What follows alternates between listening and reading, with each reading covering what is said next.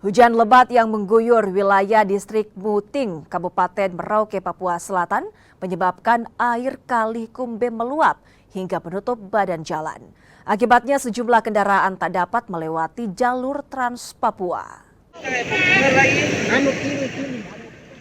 Hujan deras yang mengguyur Kabupaten Merauke beberapa hari terakhir menyebabkan Sungai Kumbe di distrik Muting, Kabupaten Merauke meluap.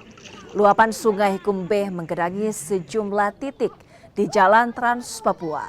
Kondisi ini menyebabkan sejumlah kendaraan yang tak dapat melewatinya ditarik menggunakan traktor. Warga bersama anggota TNI Polri juga turut bekerja sama menyeberangkan kendaraan dengan cara dipikul.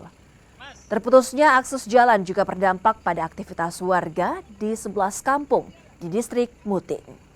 Terjadi banjir akibat curah hujan yang sangat tinggi akhir-akhir ini sehingga Sungai Kumbe meluap dan menutupi badan jalan Trans Papua.